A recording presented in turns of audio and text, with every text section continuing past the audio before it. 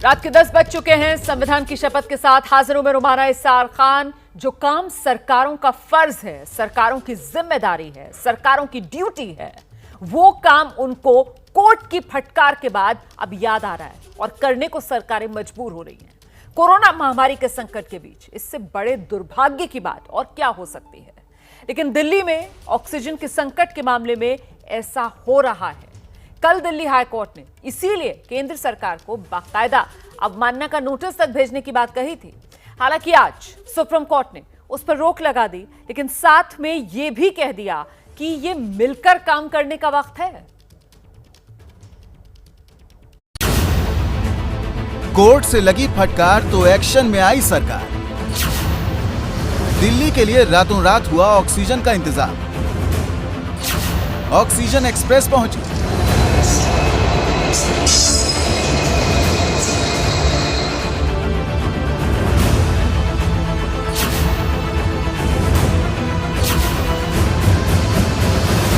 Oxygen के tanker दौड़ने लगे इस जगह से उस जगह, इस अस्पताल से उस अस्पताल। इसका नतीजा देखिए कि दिल्ली को 2 मई को 447 मीट्रिक टन, 3 मई को 483 मीट्रिक टन, 4 मई को 555 मीट्रिक टन ऑक्सीजन सप्लाई हुई और 5 मई आधी रात तक 700 मीट्रिक टन ऑक्सीजन सप्लाई का लक्ष्य रखा गया है। ये भी तब हो पाया जब केंद्र सरकार को दिल्ली हाईकोर्ट से लेकर सुप्रीम कोर्ट तक की कड़ी फटकार पड़ी। कोर्ट में किरकिरी होने के बाद सरकार हरकत में आई। कल दिल्ली हाई कोर्ट ने दिल्ली में ऑक्सीजन की सप्लाई मांग के मुताबिक न कर पाने के लिए केंद्र सरकार को फटकार लगाई थी। जस्टिस विपिन सांघी और रेखा पल्ली की बेंच ने ऑक्सीजन की सप्लाई से जुड़े केंद्र के अधिकारियों को अवमानना का नोटिस जारी करते हुए उन्हें कोर्ट में व्यक्तिगत रूप से पेश होने के लिए कहा था। आज सुप्रीम कोर्ट ने दिल्ली हाई कोर्ट के इस अवमानना नोटिस पर रोक लगा दी। केंद्र की याचिका पर सुप्रीम कोर्ट के जस्टिस डीवाई चंद्रचूड़ और एमआर शाह की बेंच ने सुनवाई की। सुप्रीम कोर्ट ने माना कि इस समय देश में अभूतपूर्व स्थिति है। सुप्रीम कोर्ट ने कहा, किसी अधिकारी को अवमानना के लिए जेल में डालना कोई हल नहीं, इससे ऑक्सीजन नहीं मिलने लगेगी। ये मिलकर काम करने का समय है। हमें इस बात से कोई खुशी नहीं मिलती कि अधिकारियों को फटकार लगाए। हमको मरीजों की जान की फिक्र है। कोर्ट की फटकार के बाद सरकार एक्शन में तो दिख रही है, लेकिन दिल्ली के कई हिस्सों में ऑक्सीजन की किल्लत अब भी बनी हुई है। ऑक्सीजन के लिए दिल्ली में कई जगह ऐसी लंबी लंबी कतारें देखी जा सकती हैं। कब से आप यहाँ पर खड़े हुए हैं और कहाँ के रहने वाले हैं और कितना इंतजार कर चुके हैं और अब क्या कहा गया है यहाँ से? सर मैं प्रीतमपुरा से आया हूँ और 11 बजे से लाइन में लगा हूँ यहाँ पे। कल के 11 बजे से। हाँ जी, और 11 बजे से सब 2-4 सिलेंडर यहाँ से हटे होंगे, बाकी सारे बंदे लगे हैं लाइन पे। बाकी जो उब गए हैं वो तो निकल के चले गए यहाँ से। ठीक है जी। अब इन्होंने सुबह क्या कहा है कि भाई अब यहाँ पे नियम चेंज हो गया, और आप एरिया वाइज अपना आप चेक कर लो, अपने आप जहाँ पे अपना एरिया कहता है वहाँ चले जाओ आप। ठीक है जी। अब लोग लाइन पे लगे हैं अभी तक, देखते हैं क्या आगे डिसीजन निकलता है इनका। लेकिन आज की सुनवाई में सुप्रीम कोर्ट ने यह भी साफ कर दिया है कि दिल्ली को ऑक्सीजन की सप्लाई बढ़ाने का मतलब ये नहीं है कि दूसरे राज्यों को सप्लाई कम कर दी। सुप्रीम कोर्ट ने कहा, इस बात से इनकार नहीं किया जा सकता कि ऑक्सीजन की कमी से लोगों की मौत हुई है, लेकिन कोर्ट ने आगे ये कहा कि हम आपसे ये नहीं कह सकते कि दिल्ली को ऑक्सीजन की सप्लाई देने के लिए दूसरे राज्यों की सप्लाई में कटौती की जाए। आप हमें अपनी योजना बताइए। हमें ये देखना होगा कि इससे दूसरे राज्यों के साथ नाइंसाफी न हो। दिल्ली में ऑक्सीजन संकट पर केंद्र सरकार के वकील सॉलिसिटर जनरल तुषार मेहता ने कहा, ऑक्सीजन की शुरू में बहुत समस्या थी, अब हमारे पास पर्याप्त ऑक्सीजन है, सवाल उसके वितरण का है। इस पर सुप्रीम कोर्ट ने कहा कि जब तक ये समस्या दूर नहीं हो जाती तब तक रोजाना 150 मीट्रिक टन ऑक्सीजन विदेश से आयात करने पर विचार होना चाहिए। ऑक्सीजन वितरण को बेहतर बनाने के लिए एक विशेषज्ञ पैनल बने। नागरिक परेशान है। शहर में ट्रेन से, टैंकर से आज कितनी सप्लाई आ रही है, इसकी जानकारी भी लोगों को और अस्पतालों को मिलनी चाहिए। एक तरफ सुप्रीम कोर्ट में सुनवाई चल रही है, वहीं दिल्ली हाईकोर्ट आज भी लगातार सुनवाई में व्यस्त रहा। सुप्रीम कोर्ट में सुनवाई के दौरान मुंबई मॉडल का भी जिक्र हुआ। खुद जजों ने इसकी बात की और कोरोना से निपटने के लिए मुंबई में किए गए प्रयासों की सराहना की। दिल्ली में ऑक्सीजन के संकट के बीच एक राहत की खबर ये है कि यहाँ कोरोना के मामले कम हो रहे हैं। ये दावा आज खुद केंद्र सरकार ने किया। बताया कि जिन राज्यों में केस कम हो रहे हैं उनमें दिल्ली भी शामिल है। Decrease in daily new cases note किया गया है, जिसमें मुख्यतः आप देखेंगे तो पाएंगे कि छत्तीसगढ़ में जहां 15,500 के करीब केसेस आ रहे थे, अब 14,900 के करीब केसेस आने शुरू हुए हैं। दिल्ली जहां पर कि 25,200 के करीब केसेस आते थे, वह करीब 24,000, यानी कि कुछ अर्ली प्लेटोइंग साइंस अभी दिख रहे हैं। मध्य प्रदेश में देखें तो पाते हैं 13,000 की बजाय 12,800। महाराष्ट्र में 65,000 की जो पीक थी उससे कम होते हुए अभी 62,000 के करीब केसेस आने शुरू हुए हैं। झारखंड में भी इसी तरह से एक रिडक्शन देखा जा रहा है। दिल्ली में ऑक्सीजन सप्लाई को लेकर दिल्ली हाई कोर्ट में केंद्र सरकार और दिल्ली सरकार के बीच लगातार रस्साकशी जारी है। इस सबके बीच में दिल्ली हाई कोर्ट ने हल्के फुल्के माहौल में एक टिप्पणी करते हुए कहा है कि जंग में दुश्मन अगर आम है तो आपको एकजुट हो जाना चाहिए, भले ही आप दुश्मन क्यों ना हो। सुनवाई के दौरान सुप्रीम कोर्ट ने कहा कि हमने मीडिया में देखा है कि मुंबई म्युनिसिपल कॉरपोरेशन ने काफी अच्छा काम किया है। ऐसा नहीं है कि हम दिल्ली की आलोचना कर रहे हैं, लेकिन ये जानकारी हमको मीडिया से मिली। तो मुंबई मॉडल कैसे और कब तक अमल में आएगा इसका पता नहीं, लेकिन इस बीच दिल्ली की उखड़ती सांसों के बीच कुछ अच्छी खबरें भी हैं। देश के सबसे बड़े अस्पताल दिल्ली के एम्स और राम मनोहर लोहिया अस्पताल में नए ऑक्सीजन प्लांट में कल से ऑक्सीजन का उत्पादन शुरू हो जाएगा। ये प्लांट डीआरडीओ की मदद से बने हैं। इस प्लांट में डीआरडीओ ने स्वदेशी फाइटर जेट LCA तेजस की ऑक्सीजन तकनीक का इस्तेमाल किया है। दिल्ली NCR क्षेत्र में 1-2 नहीं बल्कि 5 प्लांट लग रहे हैं। 10 मई तक ये काम पूरा हो जाएगा। इस बीच राजधानी दिल्ली के संजय गांधी अस्पताल में फ्रांस से आए ऑक्सीजन प्लांट की भी शुरुआत हो गई है। इस प्लांट के लगने से अब अस्पताल में ऑक्सीजन की काफी समस्या दूर हो जाएगी। यहाँ एक दिन में 80 बड़े सिलेंडर और 120 छोटे सिलेंडर भरे जा सकते हैं। वैसे ये देखना दिलचस्प है कि बड़ी अदालतों की सक्रियता के बाद सरकारों को एक्शन में आना पड़ा है। यही काम अगर सरकारें खुद अपने स्तर पर पहले ही करने में जुट जाती तो शायद ऐसी नौबत ही नहीं आती। तो एक तरफ ऑक्सीजन का ये संकट जो सुलझ नहीं रहा है, वहीं कहीं बेड का संकट है, कहीं जीवन रक्षक दवाएं नहीं मिल रही हैं। और इन तमाम तरीके के संकटों के बीच खतरे की आपको पता है सबसे बड़ी बात क्या है? खतरे की बात यह है कि केंद्र सरकार ने कोरोना की तीसरी लहर की भी आशंका जता दी है। मतलब अभी हम लोग दूसरी लहर की सामना नहीं कर पा रहे हैं और केंद्र सरकार की तरफ से यह बता दिया गया है कि तीसरी लहर के लिए भी तैयार हो जाइए, आने वाली है तीसरी लहर। केंद्र सरकार के प्रधान वैज्ञानिक सलाहकार डॉक्टर के विजयराघवन ने साफ साफ कह दिया है, तीसरी लहर आएगी। यानी मुसीबत में घिरे देश के सामने अब एक और बड़ी मुसीबत है जिसका वो इंतजार कर रहा है बिना किसी तैयारी के। आखिर इस बड़े संकट से देश कैसे निपटेगा? क्या मौजूदा संकट के बीच संपूर्ण लॉकडाउन ही सिर्फ और सिर्फ एकमात्र विकल्प है? क्या संपूर्ण लॉकडाउन से ही कंट्रोल हो पाएगा कोरोना? रिपोर्ट देखिए। यूपी में 10 मई सुबह तक बढ़ा आंशिक लॉकडाउन। बिहार में आज से 15 मई तक संपूर्ण लॉकडाउन। हिमाचल में कल आधी रात से 16 मई तक कोरोना कर्फ्यू। ओडिशा में आज से शुरू हुआ 14 दिन का लॉकडाउन।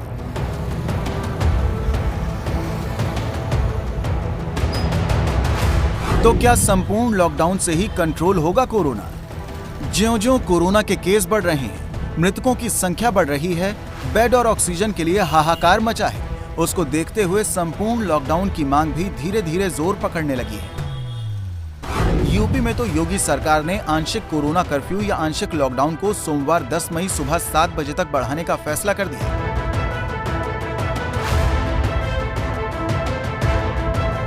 सीएम योगी आदित्यनाथ ने पंचायत चुनाव में जीते हुए अपनी पार्टी के प्रत्याशियों को बधाई देते हुए ट्वीट भी किया। चुनाव परिणामों के उपरांत प्रशासन की गाइडलाइंस तथा कोरोना कर्फ्यू के प्रोटोकॉल का पालन अवश्य करें। इधर शिमला में हिमाचल प्रदेश की सरकार की कैबिनेट मीटिंग में हिमाचल में कोरोना कर्फ्यू लगाने का फैसला किया गया। हिमाचल प्रदेश में कल आधी रात से 16 मई तक कोरोना कर्फ्यू रहेगा। हिमाचल में इस कोरोना कर्फ्यू के दौरान सरकारी दफ्तर और बाजार बंद रहेंगे, लेकिन इस कोरोना कर्फ्यू के दौरान जरूरी सामान की दुकानों का समय तय होगा। इस बीच बिहार और ओडिशा में आज से लॉकडाउन की शुरुआत हो गई है। बिहार में आज से 15 मई तक संपूर्ण लॉकडाउन रहेगा, जबकि ओडिशा में 14 दिन का लॉकडाउन लगाया गया है। लॉकडाउन के दौरान पटना हो या भुवनेश्वर की सड़कें सुनसान दिखाई दी। पुलिस के दस्ते सड़कों पर तैनात रहे। इस लॉकडाउन में जरूरी सेवाओं को इससे छूट दी गई है। सड़कें जो है वो सुनसान और दुकानें एक लाइन से आप देखते रहिए कि सभी दुकानें अब बंद हैं। पहले इन दुकानों को खोलने की छूट थी, हालांकि अभी भी जो मेडिकल की दुकानें हैं, यानी जो फार्मासिस्ट हैं, मेडिसिन की दुकानें हैं, वो सभी खुल सकती हैं और वो जो तमाम जो गाइडलाइंस में दिया गया है उन दुकानों को सशर्त छूट ज़रूर मिली है। दूसरी तरफ सड़क के मैं आपको दिखा दूं कि यहाँ से जो गाड़ियाँ आगे की तरफ जा रही है गोला रोड या दानापुर की तरफ, उन गाड़ियों के लिए भी बैरिकेडिंग बाकायदा लगाया गया है। और सिर्फ बैरिकेडिंग ही नहीं, क्योंकि अक्सर देखा जाता है कि लोग लॉकडाउन के नियमों को पूरी तरह पालन नहीं करते हैं, तो उन लोगों को खास तौर पर ध्यान रखना होगा क्योंकि इस बार जो है वो और भी रूल्स स्ट्रिक्ट कर दिए गए हैं। कोरोना कर्फ्यू या लॉकडाउन का फैसला इस लिहाज से भी महत्वपूर्ण है क्योंकि आज केंद्र सरकार ने तीसरी लहर को लेकर चेतावनी दी है। अनिवार्य सेवा को छोड़कर सभी दुकानें बंद रहेगी। केंद्र सरकार के प्रधान वैज्ञानिक सलाहकार डॉक्टर विजय राघवन ने आज साफ कहा कि ऐसे हालातों में कोरोना की तीसरी लहर भी आ सकती है।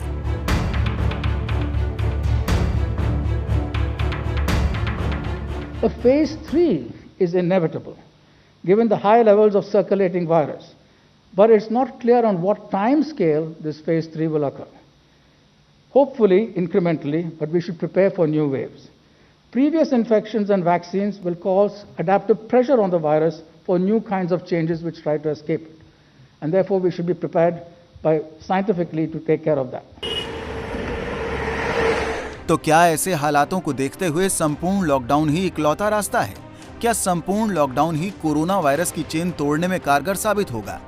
पिछले साल तक लॉकडाउन का विरोध करने वाले कांग्रेस नेता राहुल गांधी भी अब संपूर्ण लॉकडाउन की वकालत कर रहे हैं। राहुल ने कल ट्वीट किया था, सरकार समझ नहीं रही है कोरोना के प्रसार को रोकने का एकमात्र उपाय संपूर्ण लॉकडाउन ही है, लेकिन समाज के कुछ तबकों को न्याय योजना का लाभ देने के साथ भारत सरकार का एक्शन न लेना इस वक्त मासूम लोगों को मार रहा है।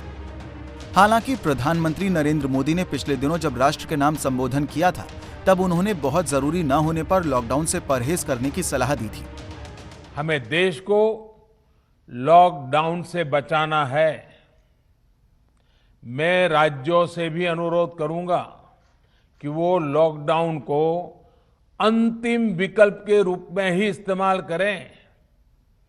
लॉकडाउन से बचने की भरपूर कोशिश करनी है और माइक्रो कंटेनमेंट जोन पर ही ध्यान केंद्रित करना है। हम अपनी अर्थव्यवस्था की सेहत भी सुधारेंगे और देशवासियों की सेहत का भी ध्यान रखेंगे। लेकिन इस बार हालात बेकाबू दिख रहे हैं। हालांकि लॉकडाउन कितना कारगर होगा ये इस बात पर भी निर्भर करेगा कि उस पर अमल किस तरह से होता है, वरना लॉकडाउन का पालन करवाना कई बार बड़ा चुनौतीपूर्ण दिख रहा है। जैसे बिहार के जहानाबाद की ये तस्वीरें देखिए। बिहार में आज से 10 दिनों के लिए लॉकडाउन लगा है, लेकिन जहानाबाद में लोग बेफिक्री से घूम रहे हैं। सड़कों पर भीड़ और लोगों की आवाजाही सामान्य दिनों की तरह दिख रही है। बिहार के ही रोहतास जिले में लॉकडाउन लागू करवाने के लिए पुलिस को कहीं लाठियां चलानी पड़ी तो कहीं उठक बैठक करवानी पड़ी। यहां बेवजह घूमने वालों को इसी तरह सजा दी गई।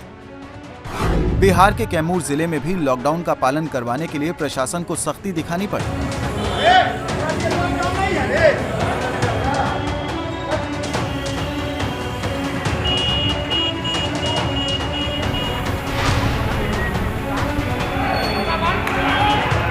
बेवजह घर से बाहर निकले लोगों को कान पकड़कर उठक बैठक करवाई गई।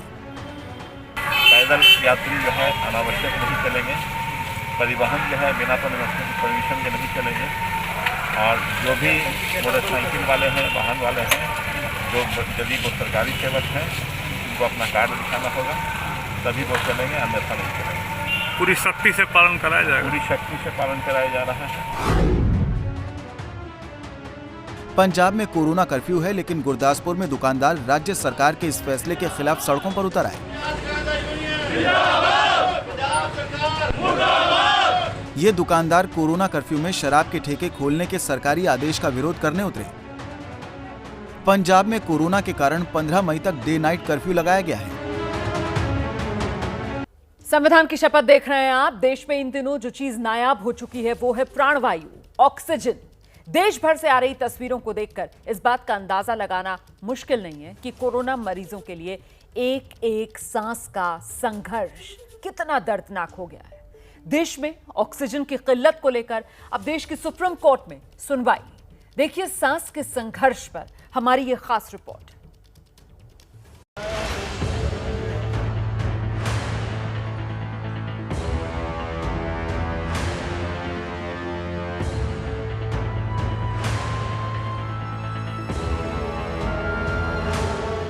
देश की राजधानी दिल्ली से लेकर दूर दराज के शहरों तक लग रही ऐसी लंबी लंबी कतारें एक एक सांस की कीमत का एहसास करा रही हैं। दिल्ली से लेकर लखनऊ तक और मुंबई से लेकर चेन्नई तक देश के हर छोटे बड़े शहर में कोरोना मरीज के परिवार वाले ऑक्सीजन सिलेंडर के लिए दर दर भटक रहे हैं।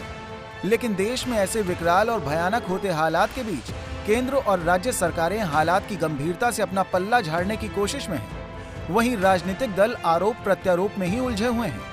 ऐसे में कोरोना की चक्की में पिस रही जनता की मदद के लिए देश की अदालतों को एक्शन में आना पड़ रहा है। अस्पतालों में मेडिकल ऑक्सीजन सप्लाई सुनिश्चित करवाने के लिए कई राज्यों में हाईकोर्ट ने स्वयं संज्ञान लिया है। खास बात यह है कि दिल्ली में जारी ऑक्सीजन के संकट का मामला आज सुप्रीम कोर्ट में पहुंच गया। केंद्र सरकार ने सुप्रीम कोर्ट को बताया कि दिल्ली की ऑक्सीजन की मांग अधिक है, जिसके लिए संसाधन की जरूरत है। लेकिन सुप्रीम कोर्ट ने केंद्र सरकार को निर्देश दिया कि दिल्ली को 700 मीट्रिक टन ऑक्सीजन मिले, इससे कम कोर्ट को मंजूर नहीं है। सुप्रीम कोर्ट ने कहा इस बात से इनकार नहीं किया जा सकता कि ऑक्सीजन की कमी से लोगों की मौत हुई है, लेकिन कोर्ट ने आगे ये कहा कि हम आपसे ये नहीं कह सकते कि दिल्ली को ऑक्सीजन की सप्लाई देने के लिए दूसरे राज्यों की सप्लाई में कटौती की जाए। आप हमें अपनी योजना बताइए। हमें ये देखना होगा कि इससे दूसरे राज्यों के साथ नाइंसाफी न हो। दिल्ली में ऑक्सीजन की कमी के केस को दिल्ली हाईकोर्ट पिछले कुछ दिनों से लगातार सुन रहा था। इस बीच दिल्ली सरकार ने केंद्र सरकार के ऊपर पक्षपात करने का आरोप लगाते हुए कहा था कि केंद्र ने हमारी ऑक्सीजन सप्लाई को प्रभावित किया, हमारे टैंकर्स को ऑक्सीजन नहीं मिल रही। हाईकोर्ट ने शनिवार को अपने आदेश में कहा था कि दिल्ली को उसके कोटे की 490 मीट्रिक टन ऑक्सीजन देना केंद्र सरकार की जिम्मेदारी है और किसी भी सूरत में वो ऑक्सीजन दिल्ली तक पहुंचाए, और ऐसा नहीं होने पर कोर्ट की अवमानना की कार्रवाई करने पर विचार होगा। इसके खिलाफ केंद्र सरकार सुप्रीम कोर्ट चली गई और केंद्र ने कोर्ट में कहा कि दिल्ली 500 मीट्रिक टन ऑक्सीजन से काम चला सकता है, लेकिन सुप्रीम कोर्ट ने कहा कि दिल्ली को 700 मीट्रिक टन ऑक्सीजन मिलना चाहिए, इससे कम हमें मंजूर नहीं होगा। दिल्ली में दिनों दिन गहराते कोरोना संकट के बीच ऑक्सीजन की खपत भी बढ़ी है। यही वजह है कि पिछले कुछ दिनों से दिल्ली में ऑक्सीजन को लेकर दिल्ली सरकार और केंद्र सरकार के बीच जबरदस्त खींचतान देखने को मिली है। दिल्ली में आज बुधवार के दिन 89,000 कोरोना के एक्टिव केस हैं। 3 मई को दिल्ली के 41 अस्पतालों में करीब 7,000 मरीज ऑक्सीजन सपोर्ट पर थे। यही वजह है कि दिल्ली सरकार करीब 976 मीट्रिक टन ऑक्सीजन की मांग कर रही है। लेकिन दिल्ली की ये मांग कितनी जायज है, इसका अंदाजा इससे लगाया जा सकता है कि मुंबई में जब कोरोना पीक पर था और यहाँ एक दिन में 84,000 एक्टिव केस थे, उस समय 245 मीट्रिक टन ऑक्सीजन इस्तेमाल हुई थी। लेकिन करीब 5,000 ज्यादा यानी 89,000 कोरोना एक्टिव केस होने पर दिल्ली करीब 3 गुना ज्यादा यानी 900 मीट्रिक टन ऑक्सीजन की डिमांड कर रही है। जो माइल्ड केसेस होते हैं, जिसमें हल्का कोरोना पॉजिटिव पेशेंट्स होते हैं, उसमें हमें 2 से 4 लीटर ऑक्सीजन की रिक्वायरमेंट होती है पर मिनट के हिसाब से। और अगर मॉडरेट वैरायटी का पेशेंट हो जिसमें सैचुरेशन थोड़ा लोअर साइड पे होता है, उसमें अंदाजन 10 लीटर पर मिनट की ऑक्सीजन की रिक्वायरमेंट रहती है। दिल्ली ही नहीं, महाराष्ट्र से लेकर राजस्थान और यूपी तक देश के कई राज्यों में ऑक्सीजन को लेकर मारामारी मची है। इसलिए यहाँ ये सवाल भी अहम है कि आखिर एक कोरोना मरीज को कितनी ऑक्सीजन की जरूरत होती है। कि जहां ऑक्सीजन सैचुरेशन 94 नहीं, पर अगर 90-92 के करीब पहुंचनी चाहिए तो इमीडिएटली डॉक्टर को बताना चाहिए, और ज़्यादातर लोगों को एडमिशन के सवाल की बात आ जाती है। डॉक्टर सलाह देगा किस लेवल पे आपने क्या करना है और किस लेवल पे आपने ऑक्सीजन बढ़ानी है और किस लेवल पे आपको हॉस्पिटल एडमिट होना है। कि अगर ये सैचुरेशन हम कहते हैं, और ये रेस्टिंग सैचुरेशन नहीं कहते हैं, हम चाहते हैं कि हर आप 6 मिनट, यंग लोग तो 6 मिनट वॉक करके अपनी सैचुरेशन मेजर करें और बिफोर और आफ्टर और अगर देखा जाता है 3 से 4% गिरावट आ रही है तो एक वार्निंग सिग्नल है। जानकारों के मुताबिक एक कोरोना मरीज को हर घंटे 3,600 लीटर और हर दिन 86,000 लीटर यानी 84.64 टन ऑक्सीजन की जरूरत होती है। क्लिनिक मैनेजमेंट प्रोटोकॉल के मुताबिक ऑक्सीजन थेरेपी में 1 मिनट में 5 लीटर यानी 1 घंटे में 300 लीटर ऑक्सीजन देनी होती है। खास बात यह है कि कोरोना की पहली लहर के मुकाबले दूसरी लहर में लोगों के अस्पताल में एडमिट होने से ऑक्सीजन की खपत में 54.5% का इजाफा हुआ है। जाहिर है मरीजों की संख्या बढ़ने से अस्पतालों में ऑक्सीजन की किल्लत हो गई है और इसके चलते देश के कई अस्पतालों में मरीजों की मौत की खबरें आ रही हैं। दिल्ली से सटे गुरुग्राम में भी कल देर रात 6 मरीजों की दर्दनाक मौत हो गई। सब भाग लिए, ना मेडिकोज में कोई है, यहाँ कोई नहीं है, इधर कोई नहीं है, ना डॉक्टर है ना कोई है और ना रिसेप्शन में कोई है और ना कोई गार्ड है यहाँ पर। दरअसल साइबर सिटी गुरुग्राम के कीर्ति अस्पताल में रात में जब ऑक्सीजन खत्म हो गई तो अस्पताल में मौजूद डॉक्टर मरीजों को बेहाल छोड़कर वहां से भाग खड़े हुए। जैसे ही परिजनों को मरीजों की मौत की खबर मिली उन्होंने अस्पताल में हंगामा कर दिया।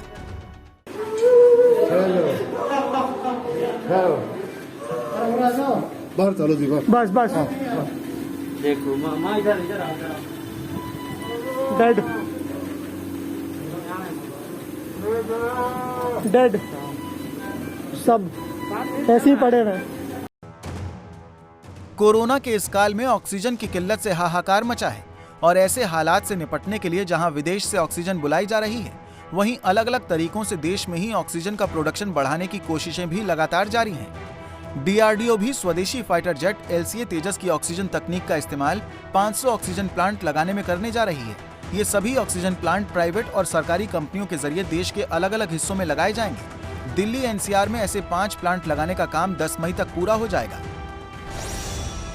रक्षा मंत्रालय के मुताबिक इन प्लांट्स में 1 मिनट में करीब 1000 लीटर ऑक्सीजन का उत्पादन किया जा सकता है। ऐसे में इस सिस्टम से एक साथ 190 मरीजों को 5 लीटर ऑक्सीजन सप्लाई की जा सकती है और एक दिन में 195 सिलेंडर को रिफिल किया जा सकता है। हरियाणा के झज्जर के अलावा राजधानी दिल्ली और NCR में ये oxygen plant all India institute of medical science यानी एम्स के अलावा सफदरजंग हॉस्पिटल, लेडी हार्डिंग और RML हॉस्पिटल में लगाए जाएंगे। ये हमारा LCA तेजस की ऑनबोर्ड ऑक्सीजन जनरेशन टेक्नोलॉजी है, उसके बेस पे आधारित है। तो इससे ये फ़ायदा होगा कि अभी हमारे जैसे हम देख रहे हैं कि बहुत ऑक्सीजन की क्राइसिस चल रही है। अभी हॉस्पिटल को सप्लाई पे डिपेंड नहीं करना पड़ेगा। उनका एक अलग से हॉस्पिटल के कैंपस में हम ये प्लांट लगा रहे हैं जिससे कि जो हॉस्पिटल अपने लिए अपने कैंपस के अंदर ही ऑक्सीजन जनरेट कर पाएगा। इसमें जो ये पूरा सिस्टम है इसमें कंप्रेसर होता है जो कि एटमॉस्फेयर से एयर को लेता है। इसमें 1000 लीटर पर मिनट ऑक्सीजन जनरेट होती है। तो ये मतलब करीबन एट ए टाइम 190 पेशेंट के लिए जिनके कि 5 लीटर पर मिनट के हिसाब से जो मेडिकल वो है स्टैंडर्ड है उसके हिसाब से सफिशिएंट रहती है। दिल्ली में संजय गांधी अस्पताल में फ्रांस से आए ऑक्सीजन प्लांट को भी शुरू कर दिया गया है। इस कॉम्पैक्ट प्लांट से हर दिन करीब 80 बड़े और 120 छोटे सिलेंडर भरे जा सकते हैं जो इस अस्पताल की 1/3 जरूरतों को पूरा करने के लिए काफी है। खास बात यह है कि किसी भी तरह की इमरजेंसी में इस ऑक्सीजन सिस्टम पर भरोसा किया जा सकता है। इस वक्त हम राजधानी दिल्ली के संजय गांधी अस्पताल में मौजूद हैं और जो फ्रांस से ऑक्सीजन का प्लांट आया था वो पहला जो प्लांट है वो संजय गांधी अस्पताल में लगाया गया है। तस्वीरों में आप देख सकते हैं कि इस प्लांट का अभी उद्घाटन किया गया है और ये प्लांट अब शुरू हो चुका है। ये ऑक्सीजन प्लांट एक कॉम्पैक्ट प्लांट है जिसके अंदर हम वायुमंडल से हवा लेकर ऑक्सीजन प्रोड्यूस करते हैं।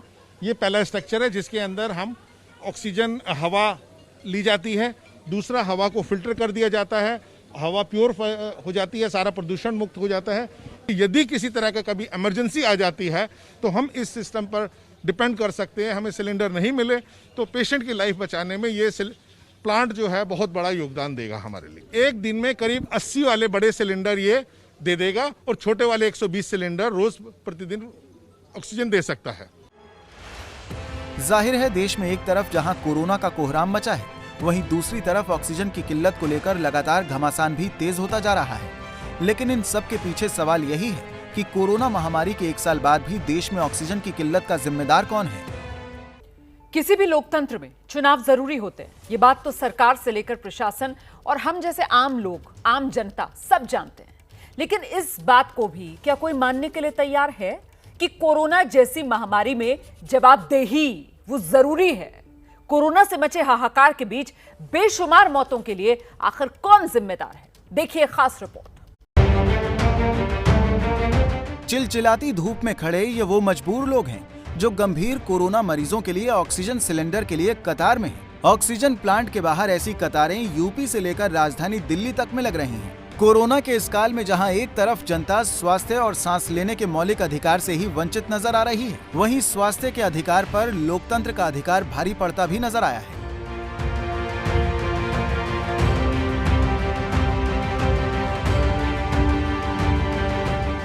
पिछले कुछ दिनों में देश की इन दो अलग अलग तस्वीरों को देखकर शायद ही कोई अंदाजा लगा सके कि कुछ 100 किलोमीटर के फासले की ये तस्वीरें एक ही देश की हैं, वो भी ऐसा देश जो कोरोना संक्रमण के मामले में दुनिया में नंबर 1 बन चुका है।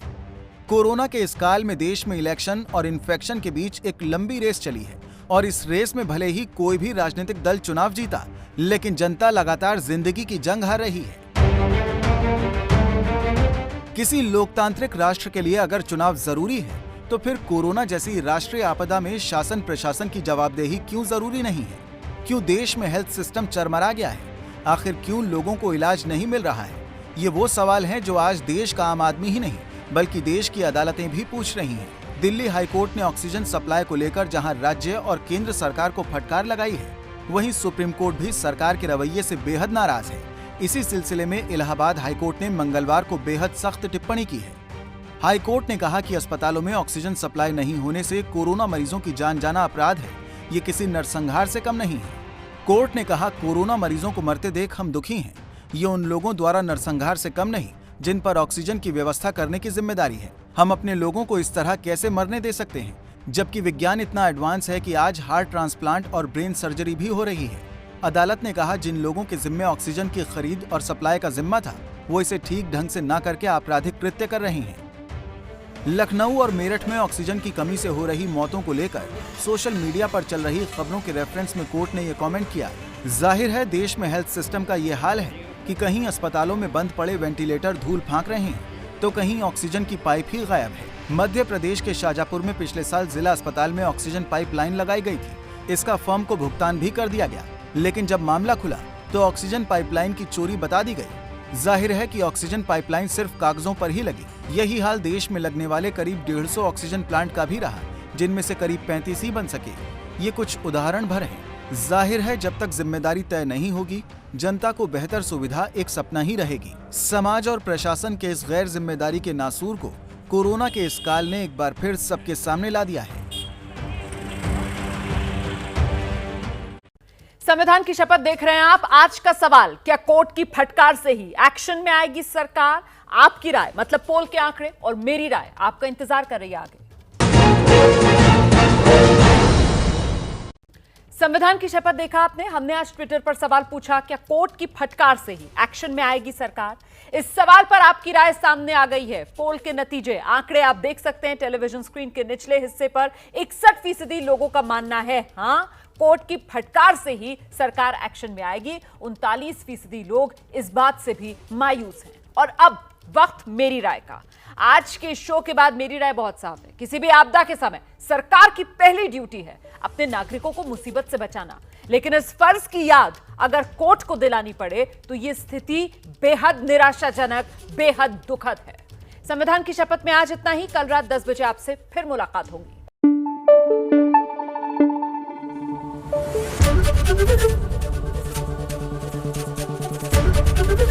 एबीपी न्यूज आपको रखे आगे।